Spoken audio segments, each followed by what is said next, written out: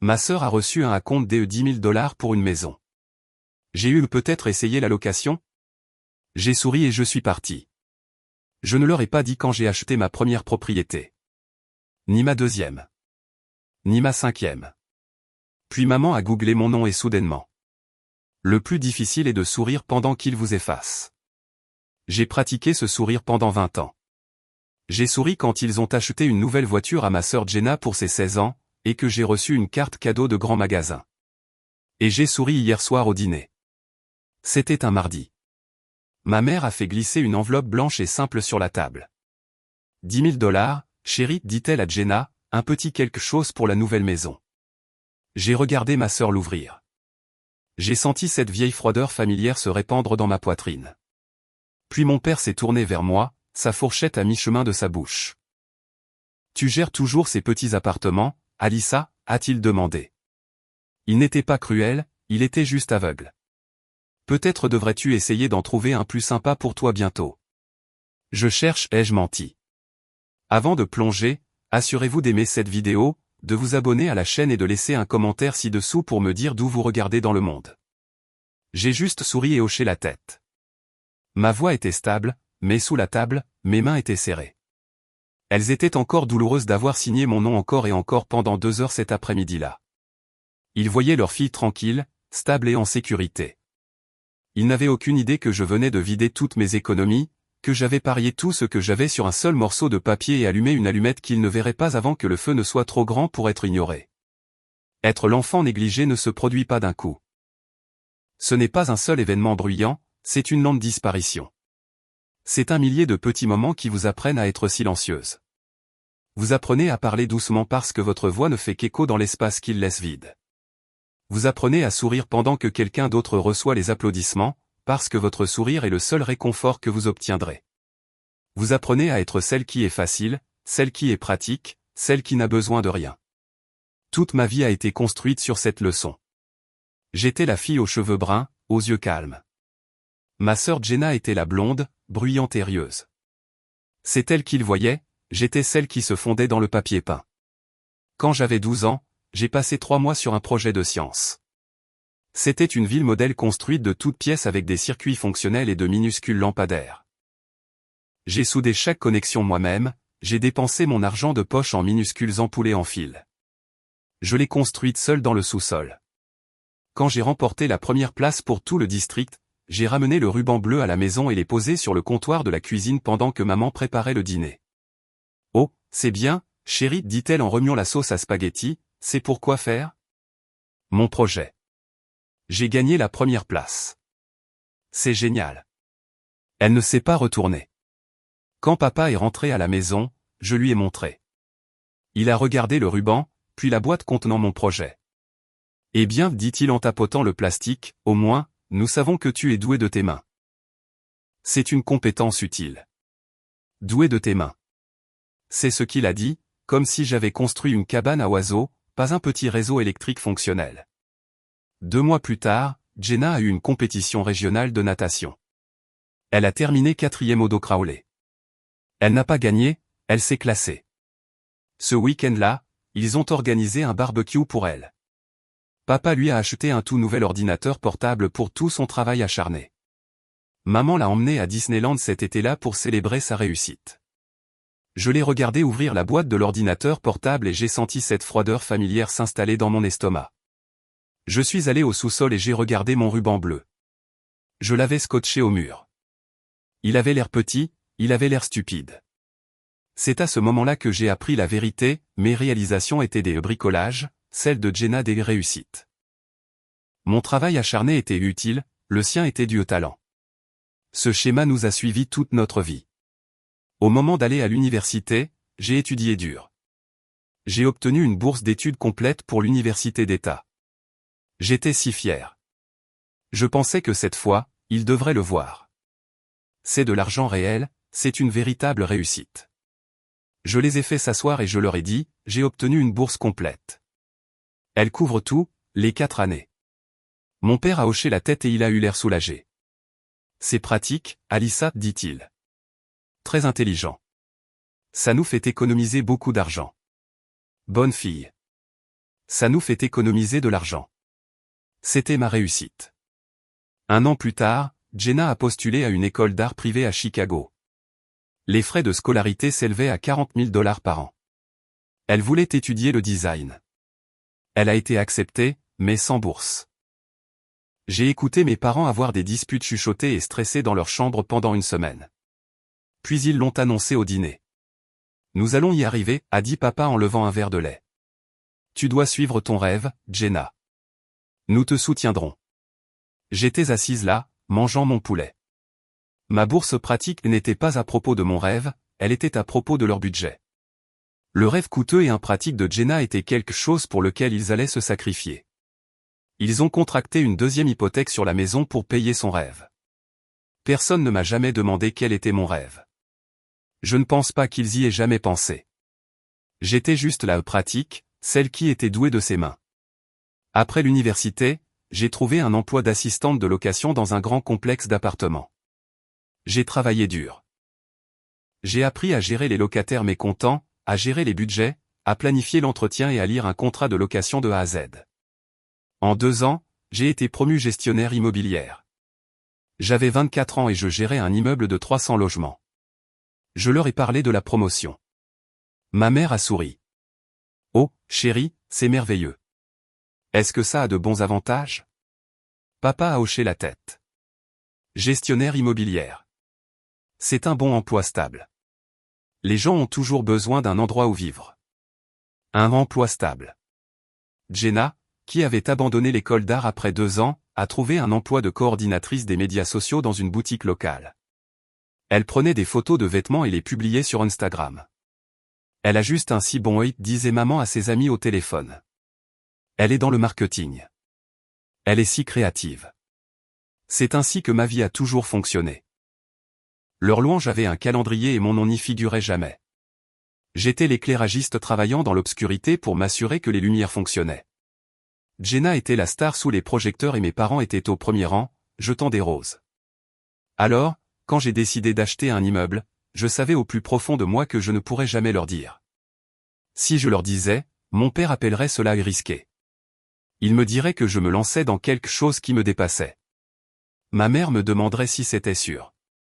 Il trouverait un moyen de minimiser mon rêve. Il trouverait un moyen de me minimiser. J'avais été petite pour eux toute ma vie. J'en avais assez d'être petite. Mon secret n'était pas de leur mentir, il s'agissait de me protéger. Il s'agissait de construire une seule chose, juste une chose qu'ils ne pouvaient pas toucher, ne pouvaient pas critiquer et ne pouvaient pas rejeter. J'allais la construire en silence, et ce silence était mon pouvoir. Ils ont donné $10 000 à Jenna pour ses comptoirs en granit. Mon propre compte d'épargne a été construit à partir de 3 ans de travail acharné et invisible. Je n'avais pas leur argent. Je n'avais l'aide de personne, mais j'avais de la discipline. J'avais une concentration qui me faisait parfois peur. Mon fonds d'investissement a commencé avec $48. C'était la monnaie qui restait de mon budget d'épicerie. J'ai ouvert un compte d'épargne à haut rendement séparé et je l'ai nommé Futur. Pendant 3 ans, ce compte a été ma religion. Les soirées et nouilles instantanées n'étaient pas une blague, c'était ma vie.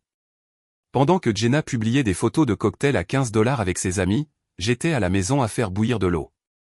Je suis devenue experte en découpage de coupons. J'ai acheté mes vêtements dans des friperies. Ma Toyota Corolla de 2011 avait une fissure dans le pare-brise que j'ai appris à ignorer. Ma meilleure amie Caroline m'appelait le vendredi. Allez, Alissa. Juste un verre. Tout le monde sort. Je ne peux pas, disais-je en regardant la feuille de calcul sur mon ordinateur portable. J'économise pour quelque chose. Quoi? Une nouvelle voiture? Des vacances? Quelque chose comme ça, mentais-je. Je ne pouvais même pas lui dire. Cela me semblait trop fragile.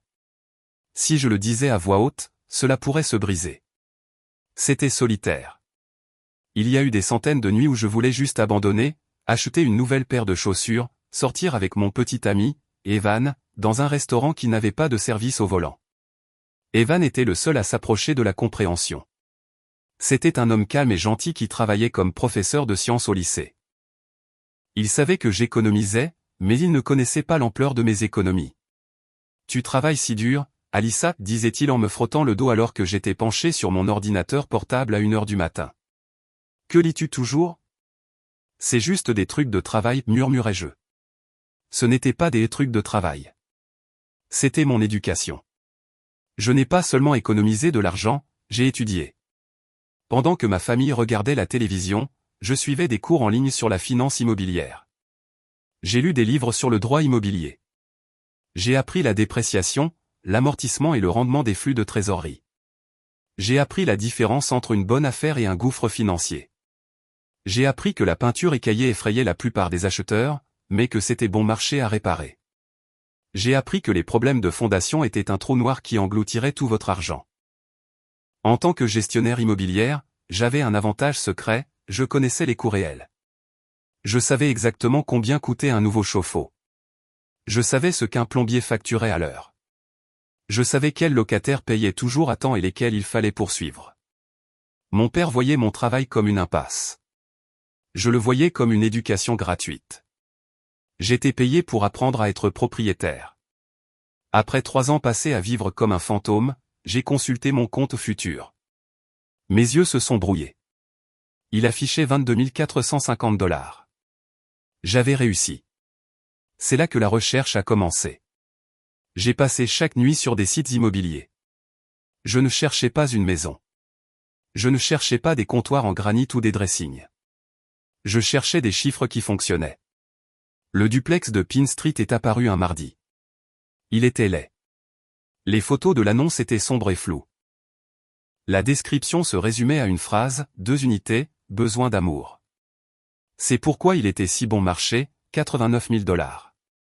J'y suis allé pendant ma pause déjeuner. Le quartier était plus ancien, rempli de familles de la classe ouvrière. La maison était recouverte d'une peinture bleue délavée et écaillée. Le porche avant s'affaissait un peu, mais j'ai fait le tour par l'arrière. J'ai regardé la fondation, elle était en briques massives. J'ai regardé le toit, les bardeaux étaient vieux, mais ne se recroquevillaient pas. J'ai regardé les compteurs électriques, 2 compteurs séparés, bien. Je suis retourné à mon bureau et j'ai fait les calculs. Je les ai faits jusqu'à pouvoir les citer en dormant, prix d'achat 89 000 $. Mon acompte de 20%, 17 800 $. Mes économies, 22 450 $. Il me restait 4 650 $ pour les frais de clôture et les réparations immédiates. C'était serré, c'était terriblement serré. J'ai appelé l'agent immobilier, j'aimerais voir les unités. Une unité était vacante, c'était un désastre. La moquette était tachée et la cuisine sentait le vieux gras. L'autre unité était occupée par une locataire de longue date, Maria. Elle payait 700 $ par mois. L'agent a dit qu'elle était toujours à l'heure. Donc, 700 $ de Maria.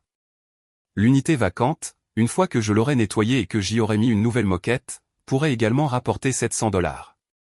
Loyer total, 1400 $ par mois. Mon hypothèque, avec les impôts fonciers et l'assurance, serait d'environ 750 $ par mois. Il restait 650 $. J'ai budgétisé 150 $ pour les réparations, 100 $ pour les gros coûts futurs comme le toit, 100 $ pour les vacances au cas où une unité resterait vide. Mon bénéfice net, mon revenu passif, serait de 300 $ par mois. Ce n'était pas une fortune, mais c'était un début.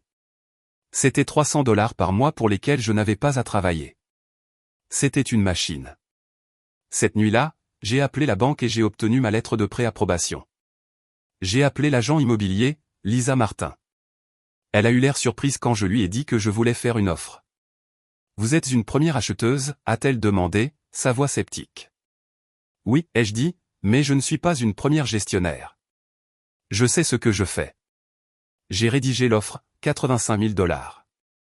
En espèces? Non, j'ai arrêté. Je ne pouvais pas offrir tout en espèces, j'avais besoin du prêt.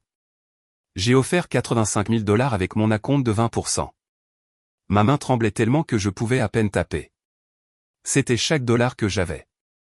Chaque nuit tardive, chaque non, je ne peux pas sortir. Tout cela sur ce seul pari. La voix de mon père était dans ma tête, c'est risqué, Alissa. Tu n'es qu'une gestionnaire. Qu'est-ce que tu connais à la propriété? J'ai fermé les yeux. J'ai pensé au chèque de 10 000 $ de Jenna. J'ai pensé à mon ruban bleu dans le sous-sol. J'ai ouvert les yeux. J'ai joint la lettre de préapprobation. J'ai appuyé sur envoyer. Le bruit de l'email quittant ma boîte d'envoi était le son le plus fort que j'ai jamais entendu. Je me suis assise sur ma chaise dans l'obscurité de mon appartement bon marché. Mon cœur battait la chamade. Faisons ça, ai-je murmuré à la pièce vide. Les semaines qui ont suivi ont été un enfer particulier. Le vendeur a contre-offert à 87 500 $. J'ai accepté. Puis est venue la souscription. La banque voulait tout. D'où viennent ces 22 000 $, m'a demandé l'agent de crédit au téléphone, sa voix monocorde. Je les ai économisés, ai-je dit. Vous les avez économisés sur votre salaire? Il semblait ne pas me croire. Oui, j'ai les relevés bancaires, 3 ans de relevés. J'ai dû les envoyer, 3 ans de ma petite vie disciplinée et ennuyeuse. 3 ans de 2 cents $ ici, 5 cents $ là. Quand il a finalement approuvé, il a dit, eh bien, vous êtes très économe. Il a dit l'économe, mais j'ai entendu étrange. Le jour de la clôture, je me suis réveillé avant mon réveil.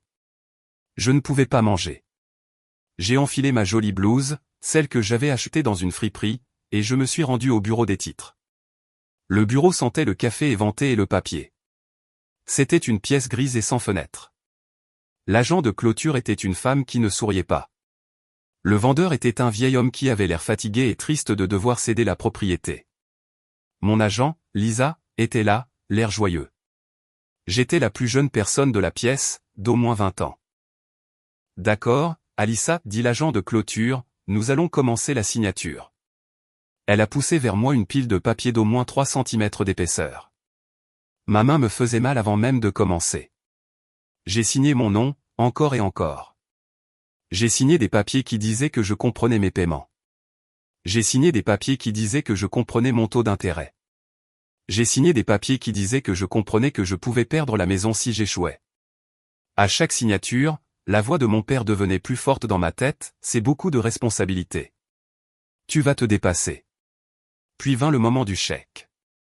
J'étais allé à la banque ce matin-là et je leur avais fait établir un chèque de banque pour mon acompte et mes frais de clôture. 22 114 $. Toutes mes économies avaient disparu. Tout. J'ai fait glisser le chèque sur la table. Le vieil homme fatigué l'a pris. L'agent de clôture a estampillé un dernier document. Elle m'a regardé et, pour la première fois, elle a souri. C'était un petit sourire sincère. Félicitations, Madame Crane, dit-elle. Vous êtes maintenant propriétaire, Madame Crane. Pas Alissa, pas chérie, Madame Crane. Je crois que j'ai arrêté de respirer. Le vendeur m'a tendu une seule vieille clé en laiton. Lisa, mon agent, a applaudi. Tu l'as fait. J'ai juste hoché la tête, je ne pouvais pas parler. Je suis sorti de ce bureau sous la lumière vive du soleil. Le monde avait l'air différent. Les arbres semblaient plus nets. Je suis monté dans ma vieille Toyota et je suis resté assise là pendant 1 minute entière, tenant la clé dans ma main. Elle était chaude de la main du vendeur. J'ai roulé directement jusqu'au duplex. Mon duplex. Je me suis garé sur le trottoir. Je l'ai juste regardé. La peinture bleue écaillée, les buissons envahis, le porche légèrement de travers. C'était la plus belle chose que j'ai jamais vue. Je suis sorti de la voiture. J'ai sorti mon téléphone. Je me suis tenu sur le trottoir et j'ai pris une photo. Sur la photo, je ne suis qu'une femme d'apparence fatiguée avec des cheveux crépus à cause de l'humidité. Je ne souris pas exactement, c'est plus un air choqué, mais je tiens la clé. J'ai ouvert mon téléphone sur la conversation de groupe familial. C'était la première chose qui est apparue. Le dernier message venait de Jenna, une photo de sa nouvelle machine à café à 300 $. Mon pouce a plané au-dessus du bouton joindre photo. Je pouvais l'envoyer. Je pouvais écrire, devinez ce que je viens de faire? Je pouvais presque entendre leur réponse. Ma mère, oh, Alissa, ce quartier a l'air rude. Est-ce sûr? Mon père, un duplex. C'est beaucoup de travail. Es-tu sûr de savoir ce que tu fais? L'as-tu fait inspecter? Jenna, Burke, cette couleur. Il ne verrait pas la victoire, il ne verrait que le risque. Il ne verrait pas les chiffres, il ne verrait que la peinture écaillée. J'ai fermé l'application. J'ai remis le téléphone dans ma poche. Cette victoire était la mienne, pas la leur. J'ai monté les marches du Porsche, j'ai mis la clé dans la serrure et j'ai ouvert la porte de l'unité vacante. L'odeur de vieux gras et de moquette éventée m'a frappé. J'ai souri. J'ai passé 1 heure à me promener, à faire une liste, nouvelle peinture, nouvelle moquette, nouveau robinet, nouveau luminaire. Alors que je partais, la locataire de l'autre unité, Maria, est sortie de son côté du Porsche. C'était une femme âgée avec un visage gentil et fatigué. « Bonjour » dit-elle. Elle avait l'air méfiante. L'agent a dit que la maison était vendue. « Salut » ai-je dit en m'approchant. Je suis Mélissa Crane. Je suis la nouvelle propriétaire. Elle m'a regardé de haut en bas. J'étais dans ma blouse bon marché et j'avais probablement déjà une tache sur le visage. « Vous êtes la nouvelle propriétaire » a-t-elle demandé. « Oui » ai-je dit, mais vous pouvez juste m'appeler Alissa. Elle a hésité. « L'évier dans ma salle de bain » dit-elle comme si elle me testait. « Il goutte depuis 6 mois. Le dernier gars, il n'arrêtait pas de dire qu'il allait le réparer, il ne l'a jamais fait. » J'ai hoché la tête. « Laissez-moi voir. » Elle m'a laissé entrer dans son appartement. C'était propre et confortable. L'évier de la salle de bain gouttait. Drip, drip, drip. Un bruit constant et agaçant. « D'accord » ai-je dit. « Je reviens tout de suite. » Je suis allé à ma voiture. La voix de mon père était à nouveau dans ma tête, douée de tes mains. Il le voulait dire comme une petite chose, un passe-temps. J'ai ouvert mon coffre. J'ai sorti ma propre boîte à outils robuste. Je l'avais achetée pièce par pièce au cours de la dernière année. Je suis rentré à l'intérieur. Les yeux de Maria se sont écarquillés quand elle a vu la boîte à outils. Vous allez le réparer? Oui. Je me suis agenouillé, je me suis allongé sur le carrelage froid, ma jolie blouse se salissait. J'ai pris la clé à molette. J'ai coupé l'eau. J'ai démonté la poignée du robinet. La rondelle était complètement usée. J'avais une petite boîte de rondelles assortie dans mon kit. J'en ai trouvé une qui correspondait, je l'ai remplacée et j'ai tout remonté. J'ai remis l'eau. Silence, pas de goutte. Je me suis levé, essuyant la graisse et la crasse sur mon pantalon. Maria me regardait, elle était sans voix. « Merci » a-t-elle finalement murmuré. « Merci, mademoiselle Crane. »« Juste Alissa » ai-je dit en souriant. Je suis sorti de son appartement et je suis entré dans mon unité vide. Je me suis assise sur la moquette sale, ma boîte à outils à côté de moi. Et c'est là que j'ai compris. Je n'avais pas seulement signé des papiers, je n'avais pas seulement acheté une maison. Quand j'ai réparé cet évier, j'ai réalisé la vérité, je ne possédais pas seulement une propriété, je possédais mon avenir. Je possédais les problèmes et je possédais les solutions. Je n'étais plus la fille oubliée, j'étais la propriétaire. Une semaine plus tard, j'étais couverte de peinture. J'avais passé toutes mes heures éveillées en dehors de mon travail à temps plein à l'intérieur de l'unité vacante. J'avais arraché la vieille moquette moi-même, j'avais frotté les murs. J'étais en train de peindre tout l'appartement d'un blanc propre et lumineux. Mon dos me faisait mal, mes mains étaient gercées et sèches, et je n'avais jamais été aussi heureuse. Puis mon téléphone a vibré. C'était ma mère, dîner du dimanche, 18h. Ne sois pas en retard. Nous fêtons Jenna. J'avais oublié la célébration. Jenna avait officiellement emménagé dans sa nouvelle maison, celle pour laquelle il lui avait donné $10 000. J'ai soupiré. J'ai frotté mes mains avec une brosse métallique jusqu'à ce qu'elles soient à vif, mais la peinture blanche était toujours coincée sous mes ongles. J'ai enfilé les plus beaux vêtements que j'avais qui n'étaient pas couverts de poussière de plâtre et je me suis rendu chez mes parents. Dès que je suis entré, le bruit m'a frappé. C'était toujours bruyant quand Jenna était le centre d'attention. La maison sentait le rôti de bœuf.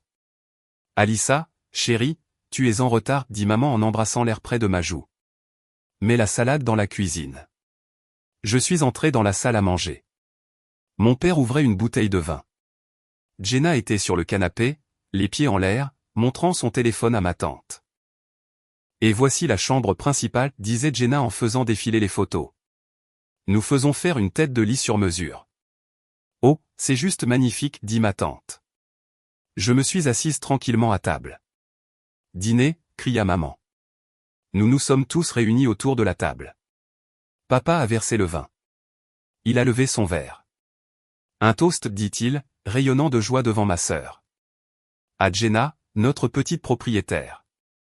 Elle a sa nouvelle maison, son super nouveau travail. Elle monte dans le monde. Nous sommes si fiers de toi, chérie. Oh, papa, gloussa Jenna. Maman essuya une larme de son œil. C'est juste parfait, ma chérie. Tu as un si bon goût. Ce granit que tu as choisi est tout simplement magnifique. Jenna a fait passer son téléphone autour de la table comme un trophée. J'ai dû regarder les photos, les 4 chambres, le garage pour 2 voitures, les comptoirs en granit brillant, l'immense jardin vide.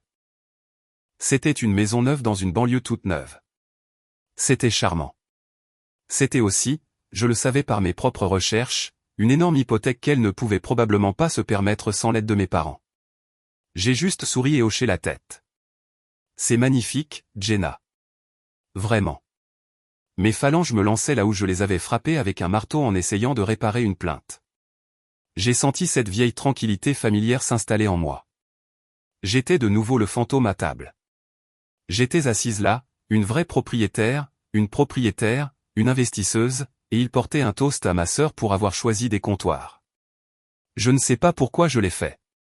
Peut-être que j'étais juste si fatigué. Peut-être que je voulais juste, pour une seconde, être vu. J'ai attendu une pause dans le spectacle de Jenna.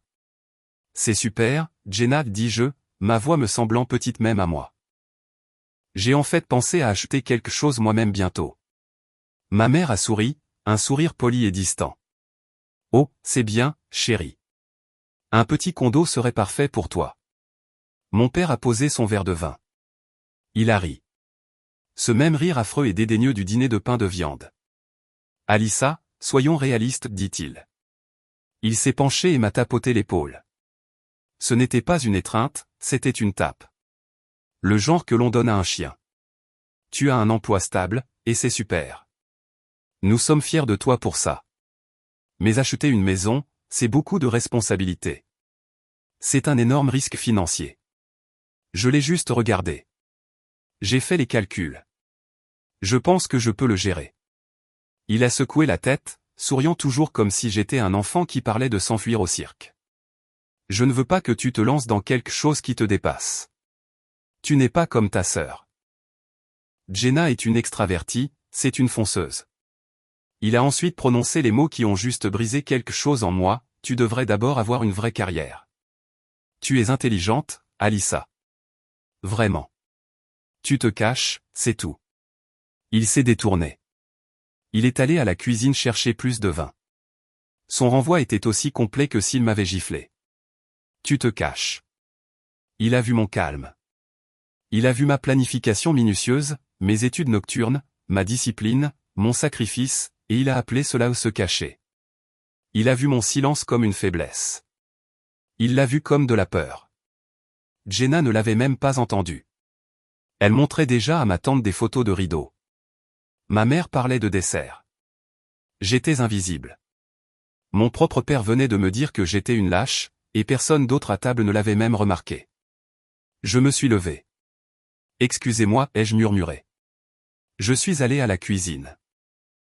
J'ai serré le bord de l'évier, le même où j'avais fait la vaisselle toute ma vie. J'ai regardé mon reflet dans la fenêtre sombre de la cuisine. J'ai vu mon visage fatigué. J'ai vu la peinture blanche sous mes ongles. Je ne me cachais pas. Je construisais. J'ai regardé le reflet de mon père alors qu'il riait dans l'autre pièce. Tu n'as aucune idée, ai-je murmuré au verre. Tu n'as aucune idée de ce que je construis.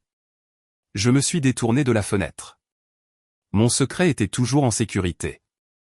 Et pour la première fois de ma vie, j'étais profondément, vraiment heureuse qu'ils ne puissent pas me voir. Leurs applaudissements étaient bon marché. Leur validation était sans valeur. Mon duplex était réel. La peinture sur mes mains était réelle. Le chèque de loyer qui serait dans ma boîte aux lettres la semaine prochaine était réel. J'ai pris une profonde inspiration, j'ai mis mon vieux sourire familier et je suis retourné à table pour manger mon dessert. Ce dîner du dimanche a été un tournant. Quand mon père m'a appelé intelligente, mais a dit que je me cachais, quelque chose en moi n'a pas seulement craqué, cela s'est endurci. Il pensait que mon calme était une faiblesse. Je le laisserai le croire. Je suis retourné dans mon appartement vide et peint, et j'ai fait un vœu.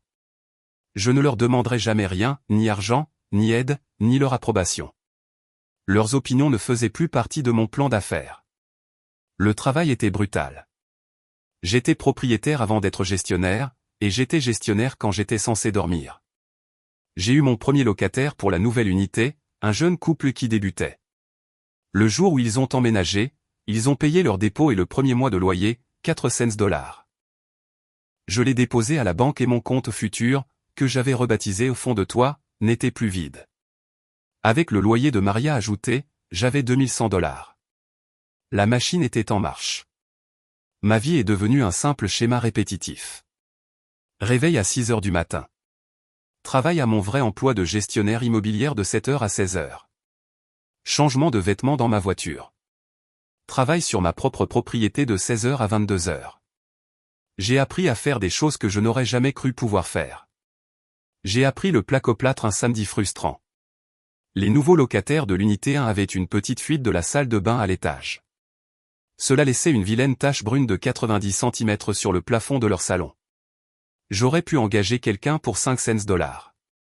Mon fond de toit m'a regardé et j'ai dit, non. J'ai regardé 8 heures de vidéos YouTube. J'ai acheté une feuille de placoplâtre, un pot d'enduit et du ruban adhésif. Ma première tentative a été un désastre. L'enduit était grumeleux. Le ruban a fait des bulles.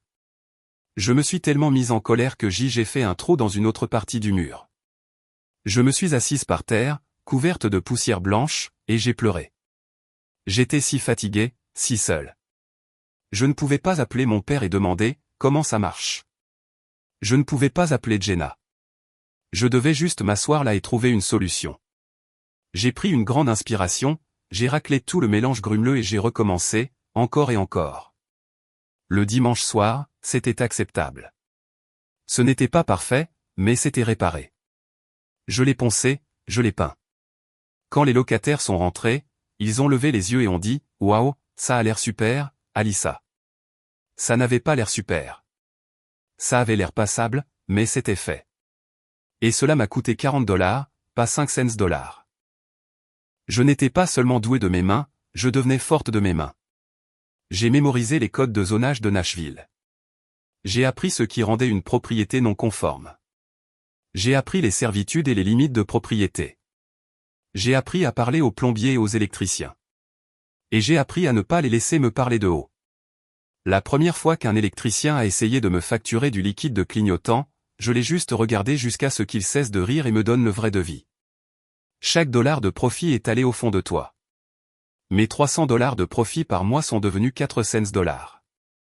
Au fur et à mesure que mes coûts d'entretien diminuaient, mes locataires étaient heureux, car quand ils appelaient, j'arrivais souvent en 20 minutes avec ma propre boîte à outils. Ils payaient leur loyer à temps. La machine continuait de tourner. 8 mois après ma première clôture, mon fond de toit a atteint 12 000 $. C'était le moment. Je connaissais déjà le bâtiment que je voulais. Il se trouvait sur Maple Street, à 3 pâtés de maison de mon premier duplex.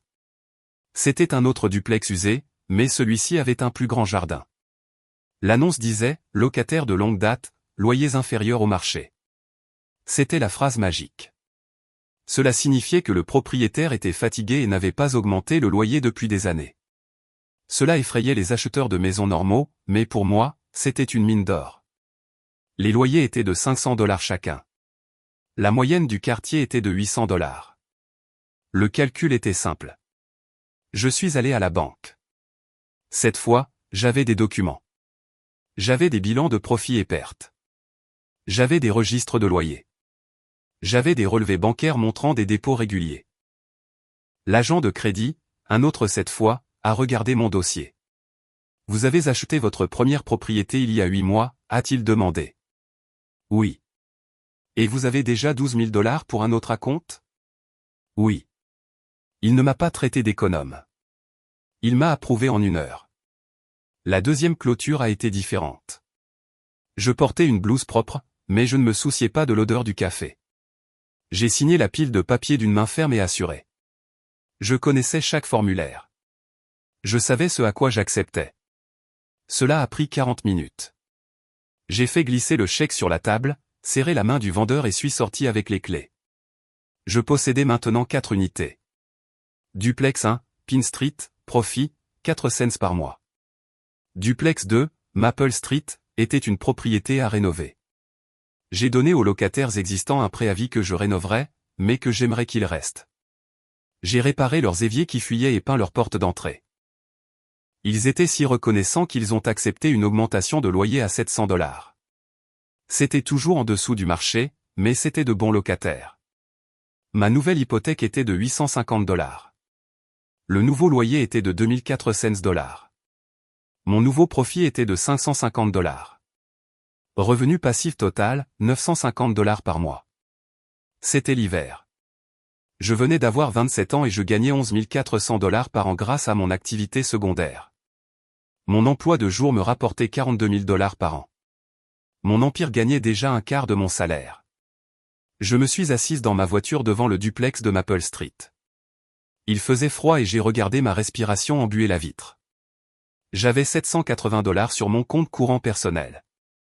J'étais riche en propriété et pauvre en espèces, mais je l'avais fait. Le lendemain, je suis entré dans le bureau de mon patron à la société de gestion immobilière. « Puis-je vous parler ?» ai-je demandé. « Bien sûr, Alissa. »« Qu'y a-t-il » ? »« Je dépose ma démission de 2 semaines. » Il m'a regardé. « Quoi ? Tu as eu une autre offre ? Nous pouvons la égaler. Tu es ma meilleure gestionnaire. » Non, ai-je dit, et j'ai souri. C'était le premier sourire vraiment heureux que j'ai eu depuis 1 an. Je vais travailler pour moi-même. J'ai acheté quelques propriétés. Il est temps de gérer les miennes. Sa mâchoire est tombée. Tu as acheté des propriétés comme des immeubles d'appartements. Juste quelques duplex, ai-je dit. Il m'a regardé avec un respect complètement nouveau. Eh bien, je serai damné. Je suis sorti de ce bâtiment 2 semaines plus tard, et je n'y suis jamais retourné. J'étais terrifié. Je venais de quitter mon bon emploi stable. Je n'avais pas d'assurance maladie, pas de 401K. J'avais 4 unités locatives et un profit de $950 par mois. J'ai appelé Evan ce soir-là, ma voix tremblante. Je l'ai fait. J'ai quitté mon emploi. Quoi, dit-il, sa voix pleine de choc. Alissa, ça va ? Tu es sûre ? Je suis terrifié, ai-je dit en riant un peu. Mais ça va. Je suis une investisseuse à temps plein maintenant. Il est resté silencieux un instant. Tu sais ce que tu construis, Alissa, dit-il doucement. Tu construis un empire invisible. Personne ne peut même le voir. Mais c'est réel. Je sais, ai-je dit en regardant par ma fenêtre. J'appelle ça la paix. Ma nouvelle vie avait un rythme différent. C'était plus difficile, mais c'était la mienne. Mon travail n'était plus dans un cubicule. Mon travail était de monter sur un toit sous la pluie pour réparer une fuite. Mon travail était d'apprendre à carreler le sol d'une salle de bain parce qu'un entrepreneur m'avait facturé $2000, et je savais que je pouvais le faire pour $300. Mon travail était des feuilles de calcul, des comptes bancaires et un travail physique constant et acharné. J'étais mon propre patron. J'étais aussi mon propre plombier, peintre, comptable et thérapeute. Et ma famille n'avait toujours aucune idée. Pour eux, j'étais toujours Alissa qui travaille dans des appartements. Je ne les ai jamais corrigés. Quand j'ai quitté mon emploi, je leur ai juste dit que je réduisais mes heures à temps partiel. C'était un mensonge, et c'était le seul moyen de me protéger. Leur rejet était un mur derrière lequel je me cachais. Je dirigeais une petite entreprise en croissance. J'étais une femme de 27 ans avec un portefeuille immobilier d'une valeur de plus de $170 000. Et quand j'allais au dîner du dimanche, j'étais toujours la fille invisible et pratique. Le schéma de ces dîners n'a jamais changé. Il n'a fait qu'empirer. Jenna était la star. Elle avait été promue à son poste de boutique. Elle était maintenant la directrice principale du marketing des médias sociaux.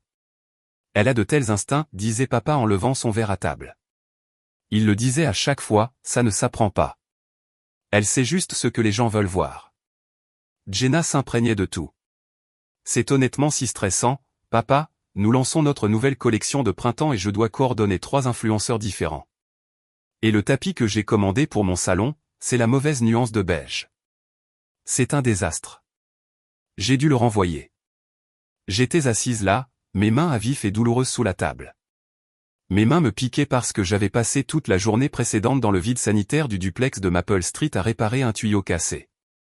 J'avais de la boue dans les cheveux que je n'avais pas réussi à laver complètement.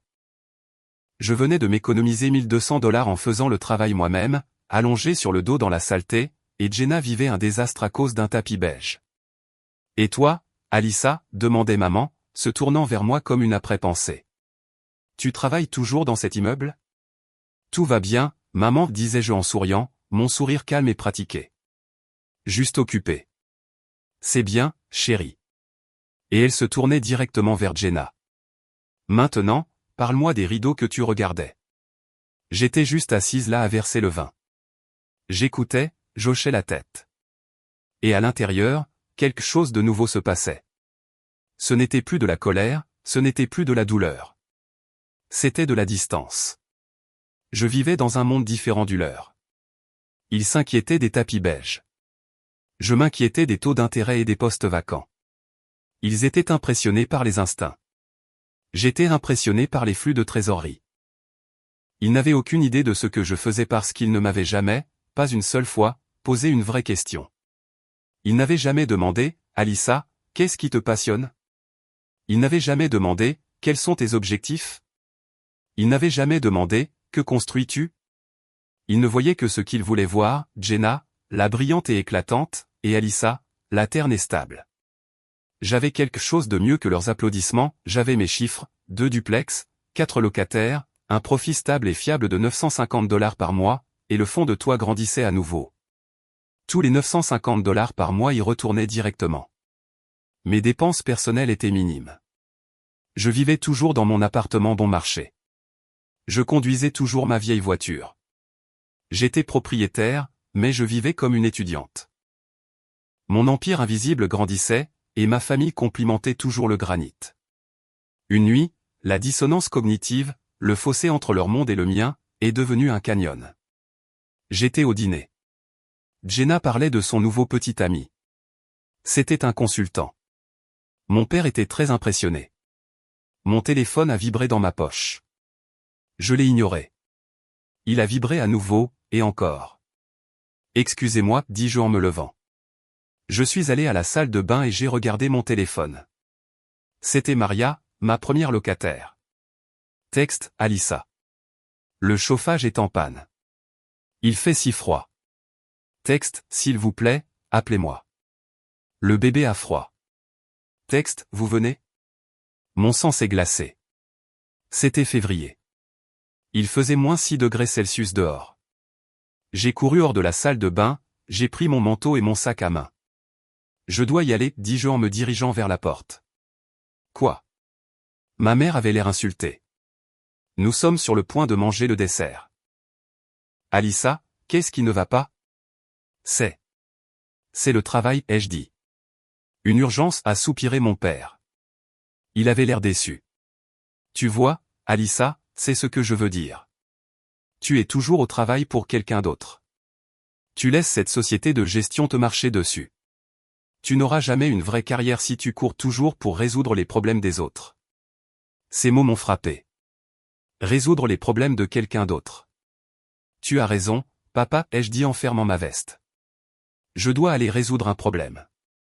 Je suis sorti sans dire au revoir. Je suis arrivé à Pine Street en 10 minutes. La chaudière était morte. Maria et son mari étaient blottis dans le salon avec leur bébé, tous en manteau. Je suis tellement désolé, ai-je dit. Je vais réparer ça. J'ai passé 4 heures dans ce sous-sol gelé. J'étais au téléphone avec un technicien de CVC d'urgence, un homme qui m'a patiemment expliqué comment rallumer la veilleuse et vérifier le thermocouple. Il s'est avéré que c'était une simple pièce à $30. À 23 heures, la chaudière a rugi. L'air chaud a commencé à souffler dans les conduits. Maria a pleuré, elle était tellement soulagée. Elle a essayé de me payer. Absolument pas, ai-je dit. Je suis juste désolé que ça m'ait pris si longtemps. Je suis rentré à la maison couverte de suie et de crasse, frissonnante. Mon téléphone a vibré. C'était un message de ma mère. Texte, je suis très déçu de toi. Tu as été très grossière ce soir. Je me suis arrêté sur le bord de la route. J'ai regardé le message et j'ai commencé à rire. J'ai ri jusqu'à ce que les larmes coulent sur mon visage. Ma famille était déçue de moi parce que j'étais grossière, et j'étais dehors dans le froid à garder une famille au chaud. Je n'étais plus leur fille. Pas vraiment. J'étais une entrepreneuse. J'avais 2 duplex, 4 locataires et un revenu stable. J'avais ma boîte à outils. J'avais mes feuilles de calcul. Et je n'avais aucune validation de leur part. Pour la première fois, j'ai réalisé que je n'en avais pas besoin. Je n'en avais pas besoin du tout. Mon système fonctionnait. Les 950 $ par mois de mes 2 premières propriétés s'accumulaient plus vite que prévu. Ma vie était une boucle, réparer, louer, économiser. J'avais 28 ans. Cela faisait 18 mois que j'avais quitté mon emploi. Avec les flux de trésorerie de Pine Street et Maple Street, j'ai acheté ma 3e propriété. C'était une petite maison individuelle du côté est. Les chiffres étaient bons. 6 mois plus tard, j'ai acheté ma 4e, un autre duplex. J'étais maintenant propriétaire de 6 unités. Mon portefeuille valait environ 320 000 $. Mon revenu passif, après toutes les hypothèques et les dépenses, était d'un peu plus de 1 600 $ par mois. Ce n'était pas une fortune, mais c'était réel. C'était le mien. Je vivais toujours dans mon même appartement bon marché. Je conduisais toujours ma vieille voiture. Mon empire était complètement invisible au monde, et il était toujours complètement inconnu de ma famille. Puis, un mercredi après-midi, mon téléphone a sonné. J'étais en train de peindre une chambre. J'avais de la peinture blanche dans les cheveux. « C'est Alissa », ai-je dit en calant le téléphone entre mon épaule et mon oreille. « Bonjour, est-ce Alissa Crane ?» a demandé une voix professionnelle. « Oui, je m'appelle Michel Chen. Je suis journaliste au Metro Business Journal. J'ai arrêté de peindre. Je suis désolé, qui ? J'ai cru que c'était un appel de vente. J'ai cru qu'elle essayait de me vendre un abonnement. Michel Chen, a-t-elle répété. Je suis reporter économique. Je fais un article sur les investisseurs immobiliers locaux et votre nom est apparu. Mon nom ? J'ai failli laisser tomber le téléphone. Comment ? Je suis les LLC et les transferts de titres publics, a-t-elle dit. Une LLC nommée Pine & Maple Holdings a acheté 4 propriétés au cours des 2 dernières années. Les registres publics vous désignent comme la seule propriétaire. C'est un taux d'acquisition très rapide pour une nouvelle investisseuse. Je voulais entendre votre histoire. Mon cœur battait la chamade. Elle m'avait trouvé. La piste de papier que j'avais si soigneusement construite. Elle n'était pas invisible après tout, elle était du domaine public. Oh, ai-je dit. Ma voix n'était qu'un murmure. Mon histoire, elle n'est pas très intéressante. Une femme de 28 ans achetant 4 propriétés en 2 ans par elle-même. Je pense que c'est très intéressant, a-t-elle dit. Puis-je vous offrir un café ? J'aimerais juste savoir comment vous avez fait. Nous nous sommes rencontrés le lendemain dans un café. J'étais si nerveuse que j'ai renversé mon café 2 fois. Michel était gentille. Elle avait quelques années de plus que moi, avec un visage vif et intelligent. Alors, dit-elle en ouvrant son carnet. Commençons par le début. Comment avez-vous obtenu le capital de départ ? Gros héritage ? Argent de la famille ? J'ai tressailli. C'était la première question, et c'était celle qui piquait le plus. Non, ai-je dit, pas d'argent familial. J'ai économisé. Vous avez économisé. J'ai économisé 22 000 $.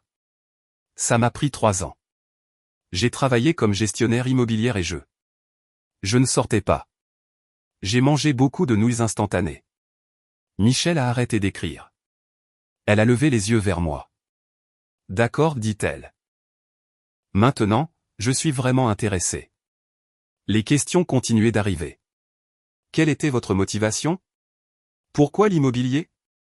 Mon père, il m'a toujours dit que j'étais doué de mes mains. Il le voulait dire comme une petite chose, et mon travail. Je gérais pour d'autres personnes. J'ai pensé que je devrais gérer pour moi-même. Alors, votre famille vous a soutenu ? J'ai baissé les yeux sur mes mains. Elles étaient tachées de peinture. Elles étaient couvertes de petites coupures et de callosités. J'avais été silencieuse toute ma vie. Je m'étais cachée derrière mon sourire. Et assise là avec cette parfaite inconnue, Je ne voulais plus me cacher. Non, ai-je dit, ma voix calme mais stable. Il n'était pas de soutien. Ils ne savaient pas. Que voulez-vous dire, ils ne savaient pas? Ils ne savent toujours pas. Le stylo de Michel a cessé de bouger. Alissa, de quoi parlez-vous? Alors, je lui ai tout raconté. Je lui ai tout raconté. Je lui ai parlé du ruban du concours de sciences. Je lui ai parlé de ma bourse pratique et du collège de rêve de Jenna. Je lui ai parlé du dîner du dimanche soir. Ils ont donné 10 000 $ à ma sœur pour sa nouvelle maison, ai-je dit. Ma voix n'a même pas tremblé. C'était juste un fait. Cette même nuit, mon père a ri de moi. Il m'a dit, tu gères des appartements. Tu ne les possèdes pas et il m'a dit de faire des petits pas. Il n'avait aucune idée que je venais de faire une offre sur mon premier duplex ce matin-là. Michel me regardait juste. Alors, qu'avez-vous fait, a-t-elle demandé. Je suis restée silencieuse. Je l'ai acheté. Puis j'en ai acheté un autre, et un autre. Je les ai laissés continuer à penser que j'étais juste la calme et pratique Alissa, la fille qui se cachait. Et ils ne savent toujours pas que vous possédez 6 unités? Que vous êtes une investisseuse à temps plein? Non, ai-je dit, pour autant qu'ils sachent, je suis toujours une gestionnaire à temps partiel à un emploi que j'ai quitté il y a 2 ans. Michel a fermé son carnet. Alissa, dit-elle, ce n'est pas seulement une histoire d'entreprise. C'est une histoire incroyable. Une semaine plus tard, elle m'a appelé. L'article est en ligne, a-t-elle dit. Et l'éditeur veut une photo. Pouvons-nous vous rencontrer à votre première propriété, le duplex bleu? Le photographe m'a rencontré sur Pine Street. Il m'a demandé de me tenir devant cette porte bleue écaillée, celle devant laquelle je m'étais tenu, tenant ma clé, il y a si longtemps. Tenez-les, dit-il, et il m'a tendu un jeu de clés de mon trousseau. Regardez juste l'appareil photo. Ayez l'air fier. J'étais si habitué à me cacher, si habitué à me fondre dans le papier peint. Mais je me suis tenu là. J'ai pensé au rire de mon père. J'ai pensé au rejet de ma mère. J'ai pensé au sous-sol froid et à la chaudière cassée. J'ai levé le menton. J'ai tenu les clés et j'ai regardé droit dans l'appareil photo. Je n'ai pas souri, j'étais juste. Le lendemain matin, l'article a été mis en ligne. Evan me l'a envoyé. Il était le seul à savoir que ça allait arriver. Le titre était « Comment une femme de 28 ans a bâti un portefeuille immobilier de 320 000 $ sans argent familial ». Et là j'étais. La photo était énorme. C'était moi devant ma porte bleue écaillée. Je n'étais pas la fille oubliée. Je ne me cachais pas. J'avais l'air forte. J'avais l'air d'une patronne. L'article racontait toute l'histoire. Il y avait mon nom. Il y avait le nom de ma LLC. Et il y avait les citations. Il y avait le chèque de 10 000 $ pour ma sœur.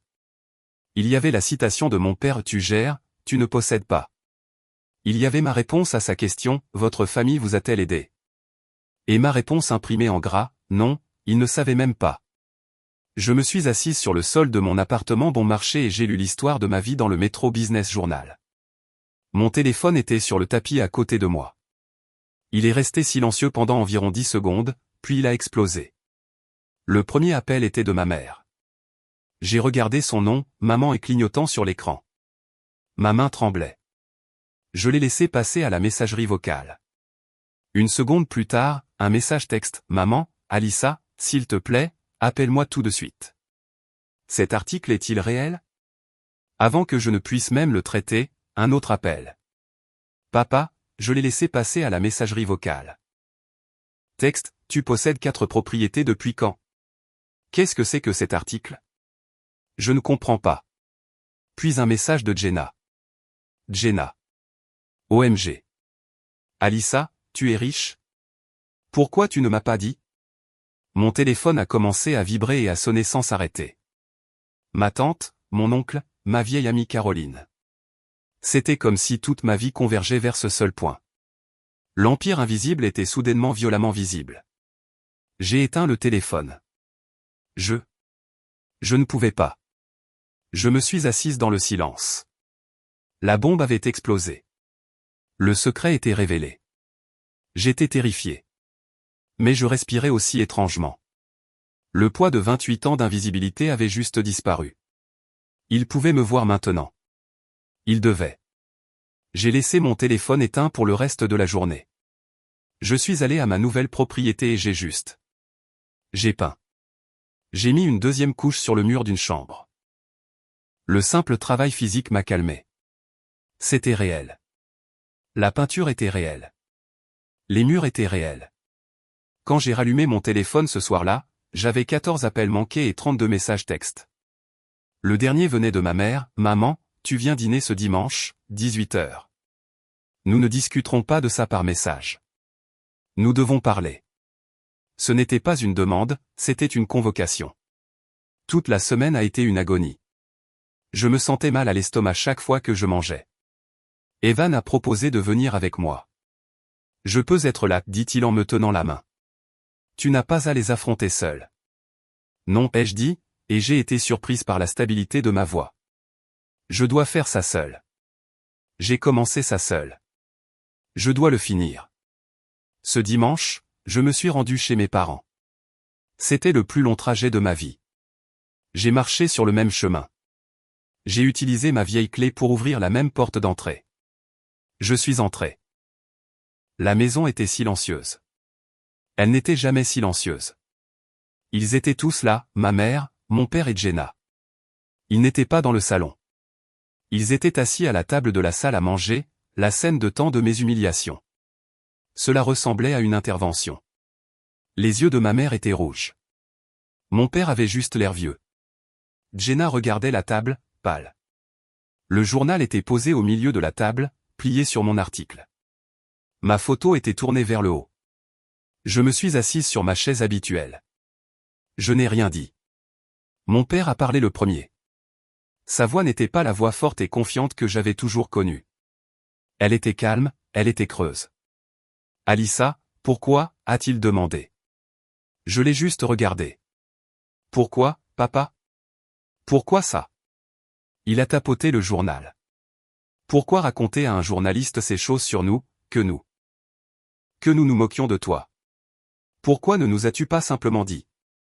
Et là, c'était la question après tout ce temps. J'ai pris une grande inspiration. Je n'ai pas crié, je n'ai pas pleuré. J'ai juste dit la vérité simplement et directement. Parce que vous n'écoutiez pas, ai-je dit. Ma mère a laissé échapper un petit sanglot. J'ai essayé, ai-je continué en regardant mon père.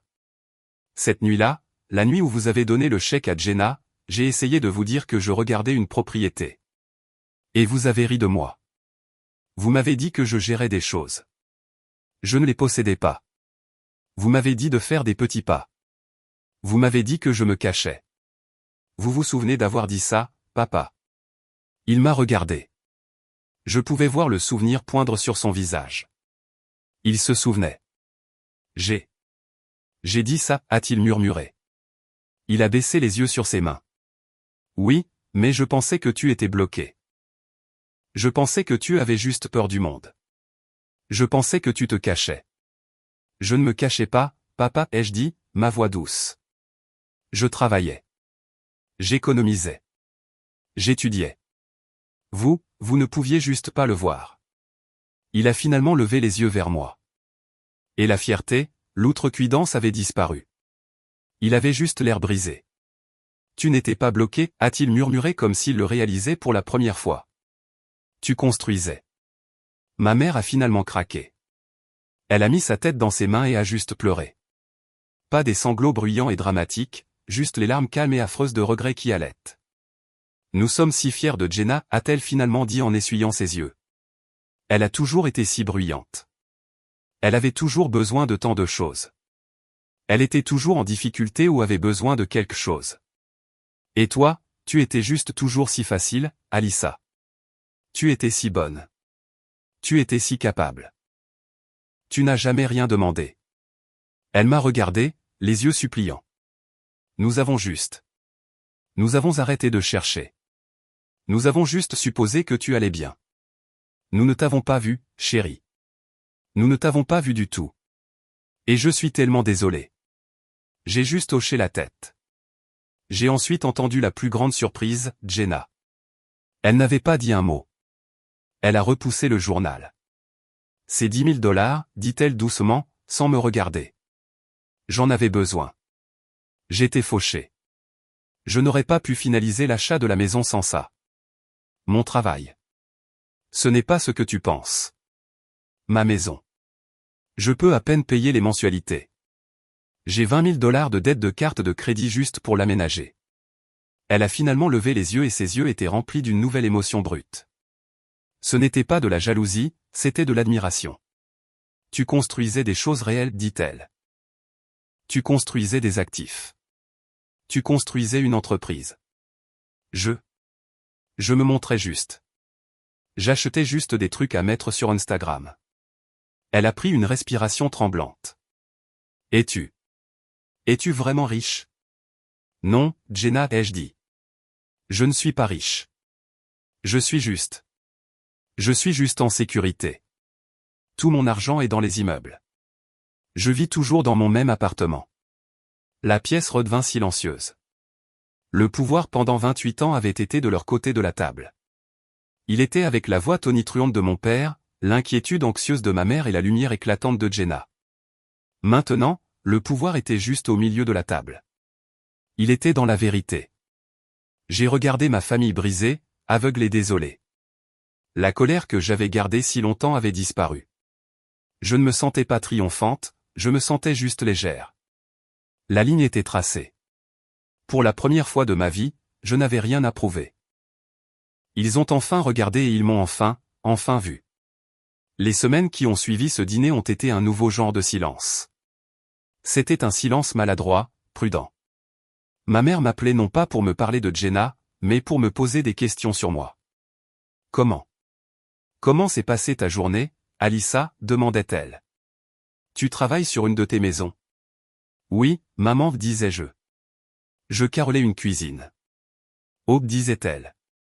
C'est merveilleux. Fais attention. C'était un début. Mon père m'a envoyé un message. Je regardais ma facture d'impôt foncier, a-t-il écrit. Elle semble élevée. Sais-tu quelque chose sur la façon de faire appel? C'était sa façon de dire, je te respecte. Je te vois comme une experte. Je lui ai renvoyé les informations par message. Jenna était la plus silencieuse. Mais un soir, elle m'a envoyé un message, puis-je t'offrir un café? Je veux te poser des questions sur les budgets. J'ai répondu, j'aimerais bien. Le monde était différent. J'étais la même, mais le monde était différent. Quelques semaines plus tard, j'ai conclu l'achat de ma 5e propriété. C'était une petite maison de 2 chambres, ma clôture la plus facile à ce jour. J'avais économisé les 20% d'acompte entièrement grâce aux bénéfices des 4 autres.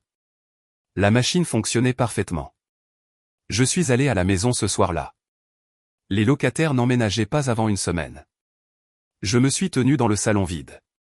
Le soleil se couchait et la lumière se déversait par les fenêtres, captant le verre, faisant danser les particules de poussière. C'était magnifique. J'ai sorti mon téléphone. J'ai pris une photo des clés dans ma main avec la lumière du coucher de soleil en arrière-plan. Et j'ai fait quelque chose que je n'avais jamais fait auparavant. J'ai ouvert mon compte de médias sociaux personnels. Pas celui de mon entreprise, le mien. J'ai posté la photo et j'ai écrit une légende. J'ai réfléchi à ce que je voulais dire. J'aurais pu être en colère. J'aurais pu dire, regardez-moi maintenant. Mais je ne l'ai pas fait. J'ai juste écrit la vérité. Légende, partie de rien d'autre qu'un rêve et un compte d'épargne. Pas de raccourci, pas de permission, juste du travail. Je l'ai posté. C'était la première fois que je revendiquais publiquement mon succès. J'ai mis mon téléphone dans ma poche et j'ai juste profité du coucher de soleil. Quelques minutes plus tard, il a vibré. C'était un commentaire de ma mère. Maman, si fière de toi, ma chérie. Je l'ai toujours été. Même quand je ne le montrais pas correctement. J'ai lu le commentaire. Je l'ai toujours été. C'était un mensonge. Bien sûr, elle ne m'avait pas vu, mais c'était aussi